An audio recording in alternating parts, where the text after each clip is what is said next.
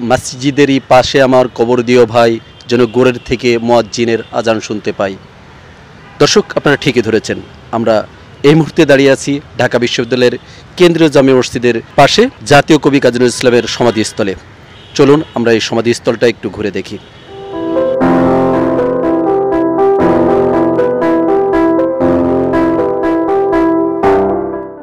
ঢাকা বিশ্ববিদ্যালয়ে জাতীয় কবি নজরুল ইসলামের চিরনিদ্রা, বিদ্রোহী কবির অমর কাহিনী।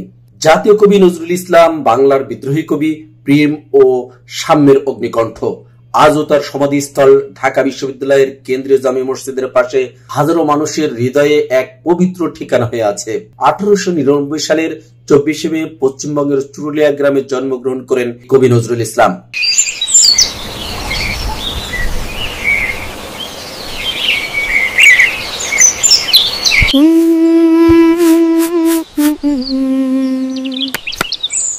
শৈশবের দারিদ্র্যের কঠিন সংগ্রামে কেটেছে তার দিন, কখনো মুয়াজ্জিন, কখনো রুটির দোকানের কর্মচারী। জীবনের প্রতিটা অভিজ্ঞতাই তাকে করেছে আরো দৃঢ়।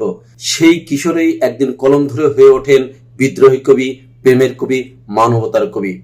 বিদ্রোহী কবিতা লিখে তিনি কাঁপিয়ে দেন উপমহাদেশ। সাম্য, প্রেম, স্বাধীনতা, সবাইকে তিনি দেখিয়েছেন এক নতুন স্বপ্ন। শুধু কবিতা নয়, গান, সুর, সঙ্গীত, সব ক্ষেত্রেই নজরুল রেখে গেছেন অমর ছাপ। 1972 সালে স্বাধীন বাংলাদেশ তাকে জাতীয় কবির মর্যাদা দেয়। দীর্ঘ অসুস্থতার পর 1976 সালের 29 আগস্ট বিদ্রোহী কবি চিরতরে নিভে যান। তবে তার কণ্ঠের আগুন, কলমের শিখা আজও আমাদের হৃদয়ে প্রজ্বলিত। আর সেই স্মৃতির সাক্ষী আছে ঢাকা বিশ্ববিদ্যালয়ের কেন্দ্রীয় জামে মসজিদের পাশের তার সমাধি, যা আজও সাহিত্য প্রেমীদের কাছে তীর্থস্থান। নিউজ ডেস্ক, ঝিনুক মিডিয়া। দর্শক, আজ এই পর্যন্তই। ভালো থাকবেন, সুস্থ থাকবেন। আল্লাহ হাফেজ।